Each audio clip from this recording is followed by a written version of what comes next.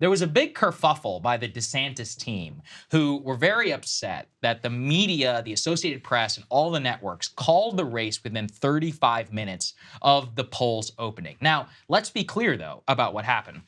To actually enter the Iowa caucus, you had to enter at 7 p.m. Central Time. So the doors were closed, no more people could come in. And it can't affect turnout. Exactly, it cannot affect turnout. But people were still casting ballots inside of the room. People were still giving speeches whenever the AP and all the other networks called the race. So CNN's Jake Tapper, I believe CNN was actually the first media organization to call the race. And even he was like, look, I'm not used to calling things at this hour. Let's take a listen, and then we'll talk about DeSantis' reaction. Let's take a look. CNN projects that Donald Trump will win the Iowa caucuses. CNN can make this projection based on his overwhelming lead in our entrance poll of Iowa caucus goers and some initial votes that are coming in. The former president pulling off a huge early victory in his bid to return to the White House. Trump easily defeating his top opponents, Ron DeSantis and Nikki Haley, who are now in a high-stakes fight for second place. So, Krystal, what we had there, as we said, 30 minutes or so into the election, the DeSantis campaign immediately put out a statement. Let's put it up there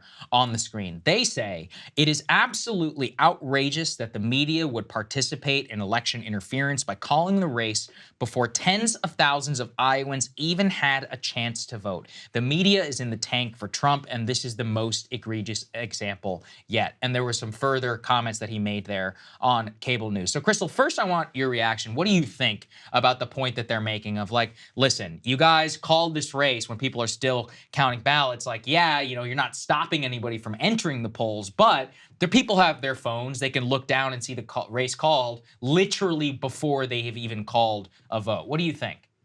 I mean, I actually agree with Ron DeSantis and his team on that. Now, there's two separate questions. Number one, as a matter of principle, was it the wrong thing to do to go ahead and call this race when there were still people who hadn't even started caucusing yet? Yes, they were in the room, but they had not been able to cast their votes yet. Yes, I think as a matter of principle, that was the wrong thing to do. Because you can imagine, look, it's not fun being out there. You listen to like the Asa Hutchinson representative give their spiel on why the Arkansas governor should be the next president of the United States. You're like, I gotta get home. It's cold out there. Like, my kids are with my neighbor or whatever. Right. You get the message on your phone, Trump won, you're a DeSantis supporter. You're like, what am I even doing here at this point? Like, it's over. I'm getting out of here. So I do think as a matter of principle, it's wrong. I do think it interferes with the election. Do I think it made any sort of measurable difference in terms of these numbers? No. And in fact, actually, the later counties that came in were a little better for Ron DeSantis than they were for Nikki Haley, because early in the night, Nikki looked like she was going to get second. Then more votes came in for Ron. He ends up getting second. So I doubt that it really had a big impact, especially given the margins that we're talking about here. But yeah, as a matter of principle, I don't think it was the right thing to do. I think that's fair. Emily, what's your reaction? What do you think? Yeah, I mean, it's against their own policies as far as So we have know. the policy. If we want to put it up there on the screen, please. This is according to the Associated Press. And again, we can actually kind of dig into what it means. Their policy is to not call the winner of a race before all the polls are scheduled to close. Now, again, the difference here is that the polls were technically closed, but people were still voting. Tonight, AP, CNN, and etc. called the race after the caucus doors closed, but before all votes were cast, people could see on their phones that Trump had won before voting. So with that in mind, Emily, what do you think? Yeah, no, I mean, I think that's a policy that's written not for caucuses, because it's like literally election. The one caucus that everyone cares about, like, in the entire country. Is Nevada a caucus? I forget. I think it is, but either way, I mean, this is like there aren't that many caucuses, so it makes sense that their policy wording isn't tailored towards a caucus. But all that to say, I think also the DeSantis team is using this as a major cope, and I'm not sure that's super helpful for them at this point, because, and they probably know that internally, something that really scares me is, as valid as I think their concerns are in this case, you know, people are on their phones, it's going to affect the way people see things. Ron DeSantis ended at 21% of the vote. Nikki Haley was down at 19%. I doubt that it had any significant effect on the turnout. Krystal just had a really helpful point on that. At the same time, the DeSantis campaign immediately used the words election interference, and I think that's really cynical and scary, because when you start to get into, and listen, this is downstream of Donald Trump, but this is downstream of not just January 6th, but all of the rhetoric that Donald Trump used after he lost the election. And I'm one of those people that thinks there was a lot of funny business going on, not with ballots, but with the intelligence community and other places. Who knows what it would have done? But even all that said, election interference because people called the race that you were going to lose by double digits and did lose by double digits. Jumping to election interference, I think the fact that that happened so quickly and naturally from the DeSantis campaign, that's a phrase that used to mean something significant. Yeah, that's a good point. And right. It's got cheap in the rhetoric. And we've lost sort of a consensus on what that means. And that's really banana republic territory. Yeah, I mean, I don't know. I can split the difference where I just have trouble taking their concerns seriously because I'm like, guys, you're going to lose by 30 points. I mean, sure, it's marginal. At the same, look, I don't want anyone to be disenfranchised. Like, you still won by, you still got second, as Krystal said, like people did come out. Now, are we talking about a marginal difference of how many votes? 50 to 100, depending on the It was very close to the polling. The results were very close to the polling. Yeah, exactly. So I'm like, well, how much of an impact did this really have? That said, I mean, we can all remember. Remember when Fox News called Arizona, like the day of the election, and not everybody else called it for another week? I think in retrospect, we could say they called it too early. They ended up getting the right call, but they called it way too early. Like, what was, I think 6 days before everybody else, and there genuinely were still ballots to be cast, and that's something that this day the Trump people, ballots to be counted. To this day, the Trump people will not shut up about Fox News called Arizona. So almost to a certain point, this is. I wouldn't call it even like election interference per se, but media orgs should think about it whenever they're making a call. So what do you think, Ryan?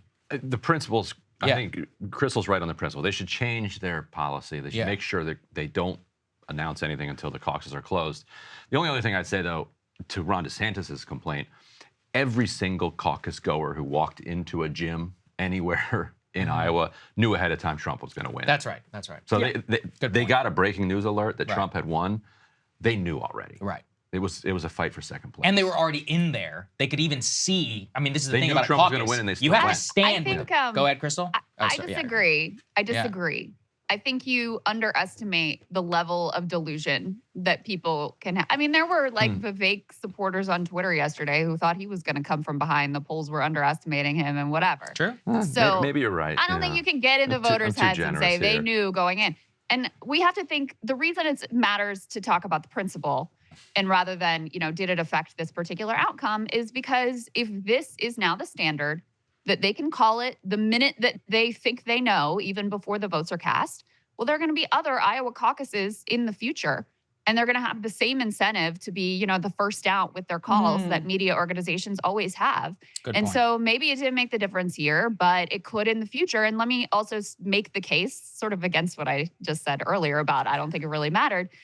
Donald Trump barely got over 50%. And that was an important metric for him. He wanted to be over 50%. That enables him to say, listen, even if every other candidate, even if there was one other candidate and all the other voters consolidated on their side, I still would have won. So it is possible that that early call enables him to meet that 51% threshold that gives him that, that additional strength going into New Hampshire and beyond. So that's why principles matter. It's not because you can predict it make a difference here or there or wherever. It's okay, well, if this is going to be the standard going forward, what do we want that standard to be? And I think that this was the wrong precedent to set. So I think that's a fantastic point, Krystal, because as we all saw during the Buttigieg madness to 2020, it was a genuine question of well, what the hell do you say? Did we still don't know. Yeah, that's right. We still don't to actually know. Don't really he just know came out, claimed victory, and then we all just moved past. I believe if we go and we look, some media orgs did eventually call it for him, but of course that is contested. And then that raises the question too. Ryan, you probably have more insight into this than I do. How are they able to call a vote? Is it just based on their their exit polls plus their initial stuff that they feed into a computer model? And this is where it's a genuine question of who designs and audits these models? I mean, what is the actual econometric software, whatever that's being used here? On this one, they matched polling. In the weeks ahead with entrance polling. So they had people at a bunch of caucuses asking people on the way in, who are you going to caucus for? Trump. They sent that into the central headquarters and they're like, all right, we got 8 precincts here, 8 caucus sites here. Every single one of them is 50% plus for Trump. That matches the polling. Boom, we're calling this. When it comes to a primary, if they have the polling and it's up by 50 points, it's Oklahoma. The second polls close, they call it without even waiting for a single precinct. Right. If it's a 20, 30 point margin, they'll wait for a couple precincts. And as long as the precincts that are coming in match the polling, they're like, all right, call it. The only other question I'd wonder about the Vivek people who are like certain he's going to win. Why are they less certain just because the AP has called it? Like, who's the AP to them? Yeah, I mean, look, and that's the problem is that they're both like the media doesn't matter, and they're like the media is the only thing that matters. Right. It's like, well, you don't believe these you got to people. pick one. Yeah.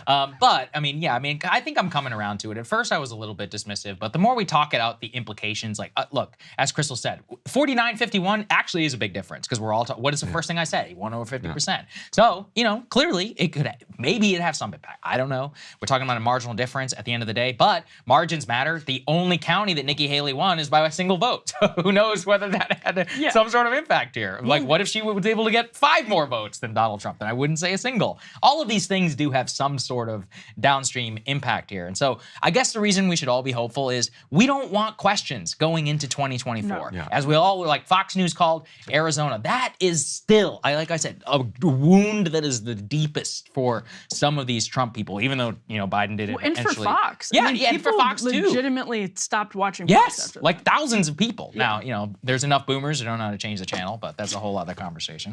I'm not kidding, by the way. Somebody actually told me that some of their viewers are so old that they don't know how to change the channel. And they're nervous that they won't be able to find it again if they change the channel. Just the last, there's 2 separate issues that we were talking about. One is the principle, and the other is whether or not this had an effect last night. And I think I agree completely on the principle question. Whether or not it had an effect last night, I don't know.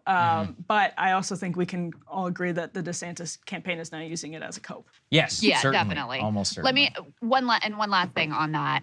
Part of the statement, he said, this is another sign the media's in the tank for Donald Trump, which I think is kind of hilarious. And no, the media is not in the tank for Donald Trump. They just like to be first out with the call and break the news. And so they have the incentive to do that. And, I think it's sort of preposterous to imagine after all of these years of media coverage of Donald Trump that they're quote unquote in the tank for him to win. But that's real like Emily said, DeSantis.